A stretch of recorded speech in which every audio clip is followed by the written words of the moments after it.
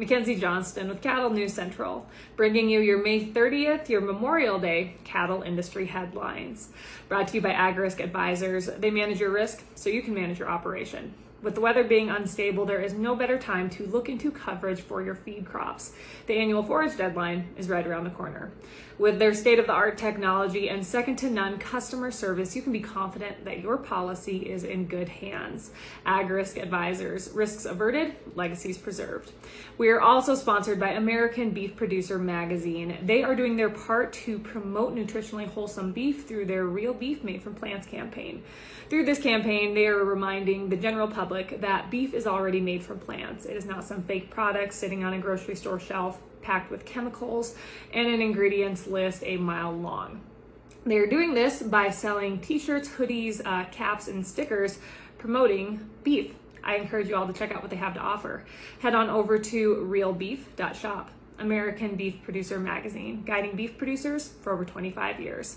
And finally, Circle 5 Cow School. If you're wanting to learn how to preg check your own cows or start AIing, Circle 5 Cow School is definitely the way to go. Almost every week they are hosting classes somewhere between Texas and Tennessee. If you would like to check out their schedule, head on over to circle5cowschool.com. That is the number 5 in there, or you can go ahead and just give them a follow on Facebook.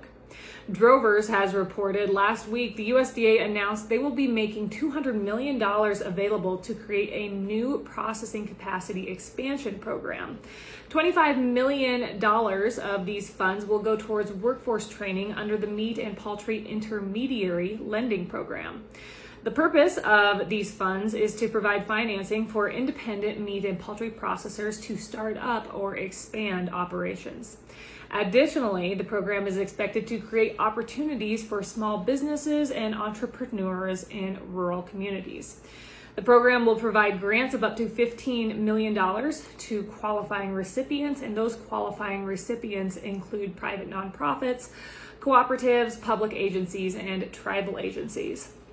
These middlemen, the qualifying recipients, will then use the grants to establish a revolving loan fund to finance a variety of activities relating to meat and poultry processing. The announcement of these funds is the third of its kind that we have seen in the past 7 months. In November of last year, Ag Secretary Tom Vilsack announced the investment of $32 million in grants awarded to 167 meat and poultry slaughter and processing facilities to support expanded capacity and efficiency through the Meat and Poultry Inspection Readiness Grant Program.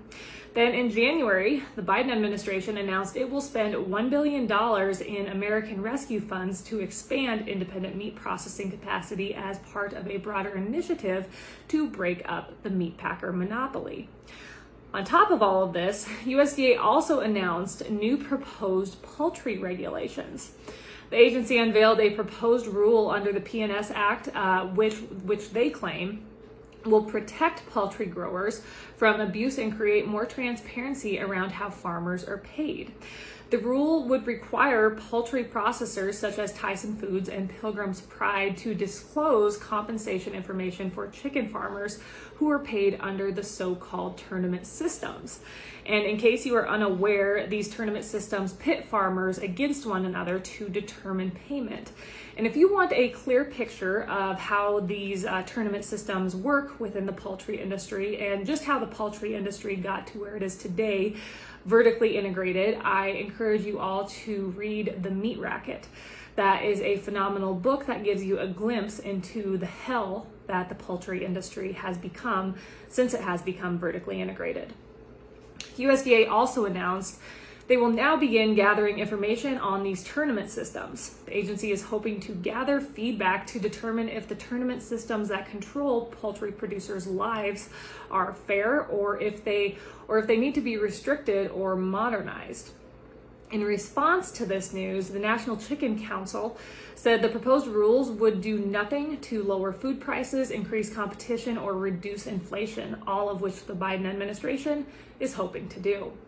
The group said raising chickens under contract is a reliable source of income for farmers. This supposable solution is actually searching for a problem, according to the National Chicken Council's president, Mike Brown.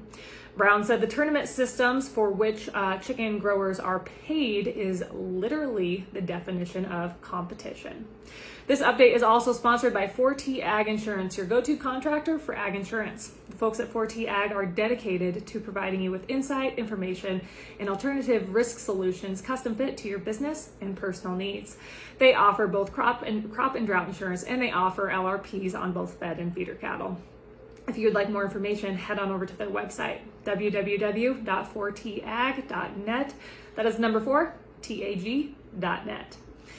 KBNB News Center 1 out of Rapid City, South Dakota has reported that last Friday plans were announced for a $1.1 billion processing facility to be built just south of Rapid City. The 1 million square foot facility will process both beef and bison. The plant will process approximately 8,000 head per day and bring 2,500 jobs to the area. The facility will focus on bringing in and developing new technologies in robotics and artificial intelligence that will make processing easier, safer, and more efficient. These new technologies will produce a more consistent end product. Also, on the topic of new processing plants, Drovers has reported that the Amarillo, Texas City Council unanimously approved incentives for Producer-Owned Beef, LLC, to build a new packing facility in the city. According to Kevin Carter, CEO of Amarillo's Economic Development Corporation, the plant is expected to create an estimated $650 million in estimated capital improvements and employ 1,600 workers with an estimated $75 million payroll. Carter also said the project could bring $7 billion in economic impact to Amarillo over the next 20 years. The plant is expected to be operational by 2025. Finally, National Beef Wire has reported that in 2020, chicken led the way for the most produced meat in the world, followed by pork and beef. Chicken, pork, and beef together accounted for about 88% of the meat produced in the world that year, and the world produced a whopping 740 billion pounds of meat back in 2020. That is all I have for you guys this morning for news. I hope you all are having a great weekend, whether you're working, whether you're out on the lake, spending time with family and friends. Just remember to slow down and enjoy this Memorial Day weekend and remind yourself the reason for this holiday. To remember all those that paid the ultimate price so we can be free and live in this great country and enjoy this life that we get to live. We all need to remember that Arlington National Cemetery is 624 acres of why we're still free.